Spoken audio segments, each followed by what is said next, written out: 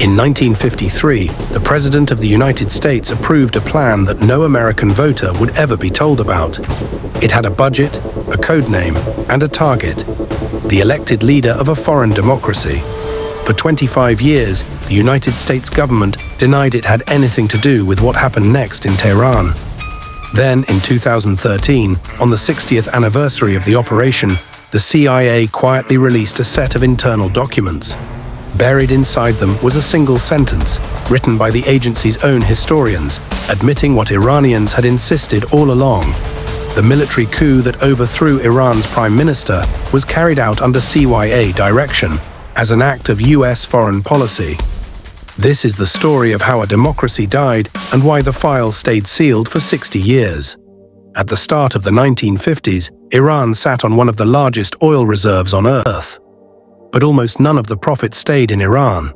Since 1913, a British company, the Anglo-Iranian Oil Company, known today as BP, had controlled nearly all of it, under a concession signed decades earlier by a monarch few historians consider to have negotiated in good faith. The company built refineries, pipelines, and company towns. It employed tens of thousands of Iranian workers, and it paid the British government more in taxes than it paid Iran in royalties. In the refinery town of Abadan, British engineers lived in manicured neighborhoods with swimming pools and tennis courts, while Iranian laborers lived in slums without running water. This was not a secret. It was policy. And by 1951, it had become politically explosive. Into this atmosphere stepped a 69-year-old aristocrat named Mohammad Mosaddegh, a man who would become, for a brief moment, one of the most popular leaders in the world.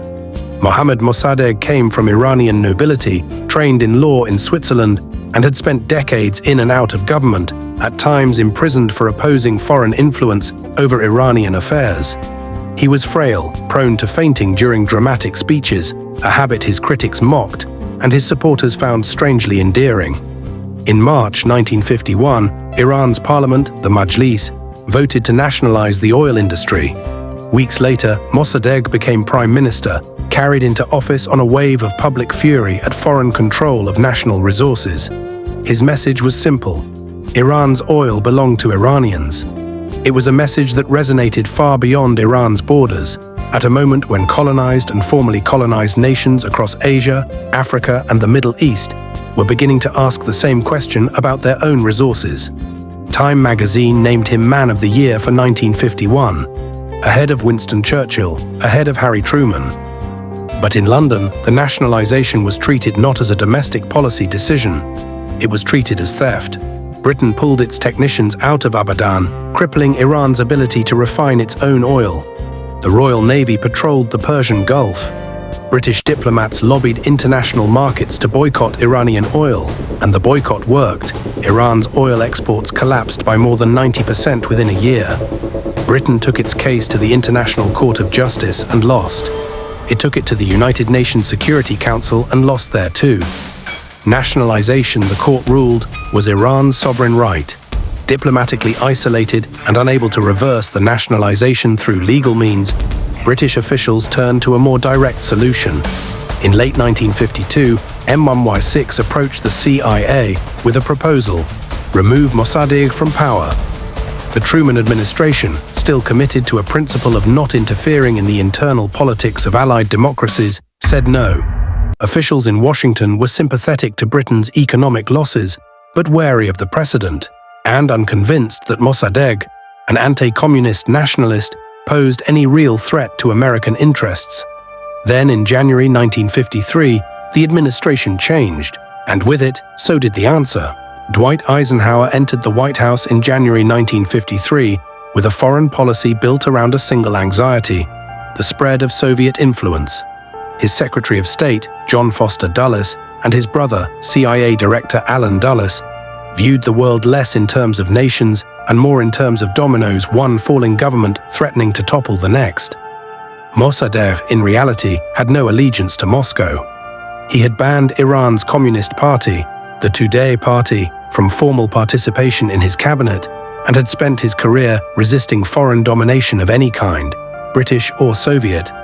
But the Dulles brothers saw something different: a weakening government, an economy in freefall from the British boycott, and a communist party that, while banned, remained one of the best organized political forces in the country. If Mossadegh's government collapsed under economic pressure, they reasoned, the Tudeh party could fill the vacuum. It was a scenario historians still debate today. Some call it a realistic Cold War calculation.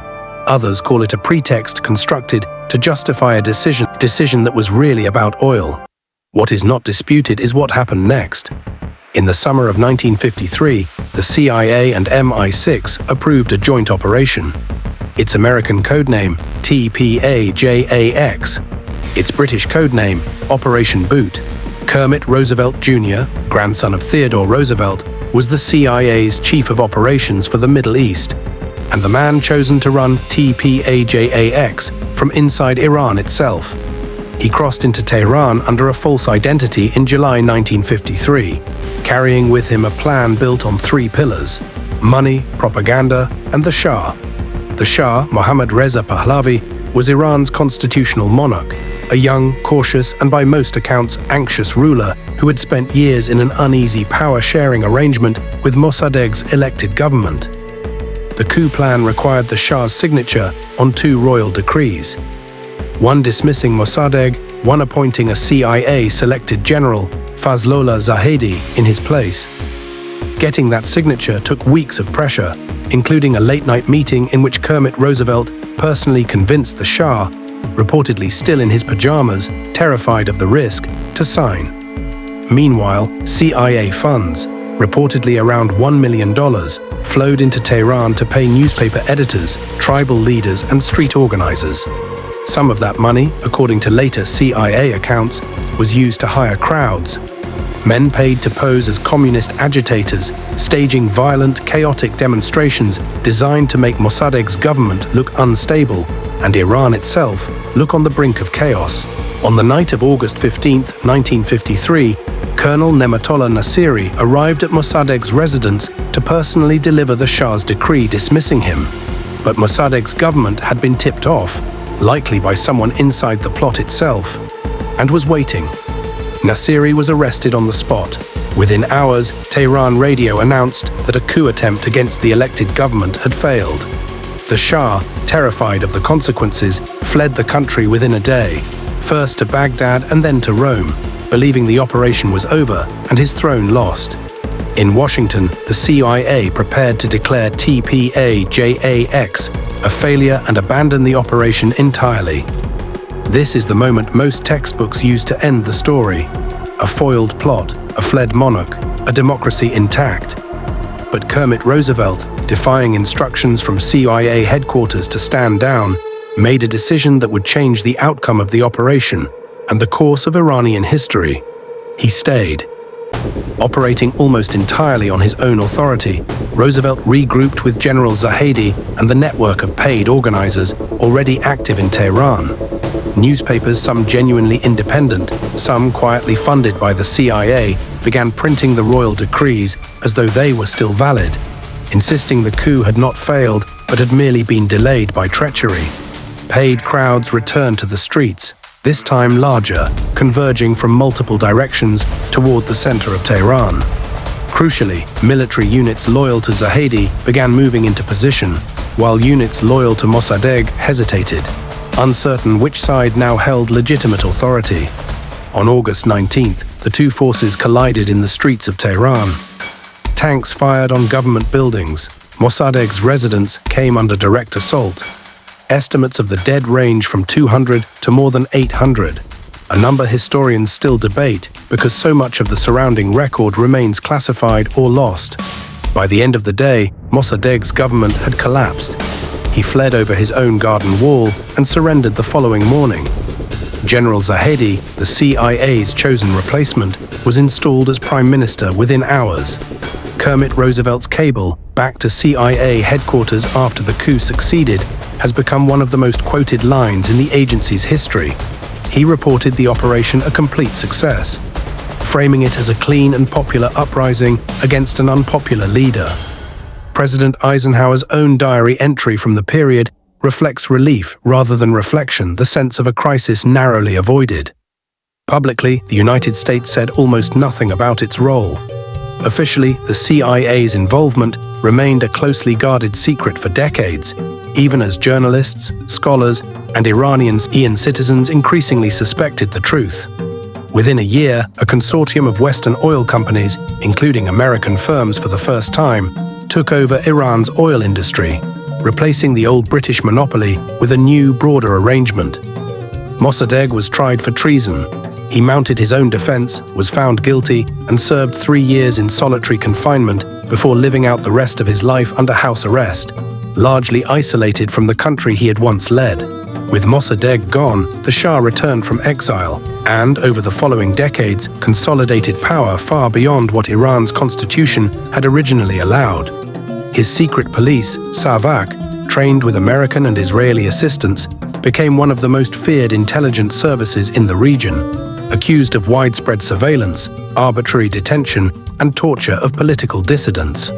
For many Iranians, 1953 became the defining proof that their nation's democratic institutions could be dismantled the moment they interfered with foreign interests. That grievance did not fade with time. It became one of the central narratives fueling the 1979 Iranian Revolution, when the Shah was overthrown and the country's relationship with the United States collapsed entirely, culminating in the hostage crisis that gripped American television screens for 444 days. Scholars still debate how directly the events of 1953 caused the revolution 26 years later, but few dispute that the coup left a wound in Iran's national memory that shaped how an entire generation viewed the United States.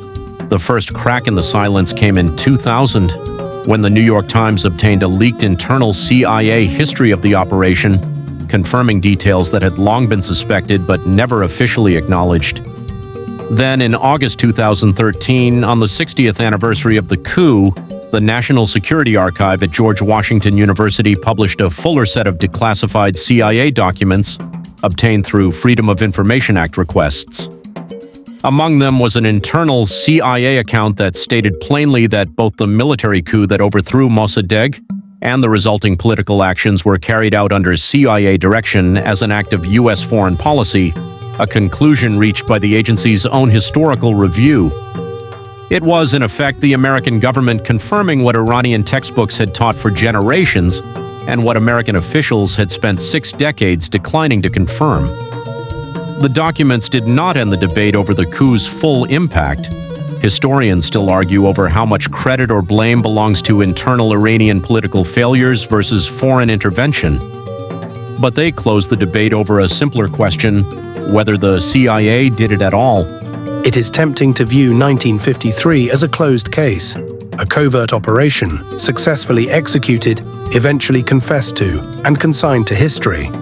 But the more useful way to view it may be as a pattern.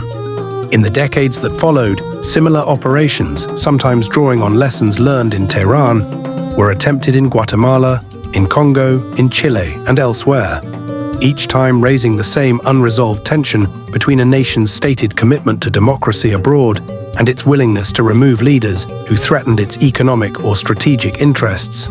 For Iran, the legacy is not abstract. It shapes diplomatic relations to this day, feeding into decades of mutual distrust between Washington and Tehran that persisted through the hostage crisis, through sanctions, through nuclear negotiations, and into the present. For the United States, the eventual admission raised its own uncomfortable question. How many other chapters of modern history are still waiting behind a stamp that reads classified? Mohammad Mosaddegh died in 1967, still under house arrest, in the same modest home where he had spent his final years. He was buried, by order of the government that replaced him, not in a national cemetery befitting a former prime minister, but in the living room of that house, a quiet, deliberate erasure of a man once celebrated on magazine covers as one of the most influential figures of his century. 60 years after his fall, it was not Iran that finally spoke his name aloud in vindication. It was the very agency that had removed him,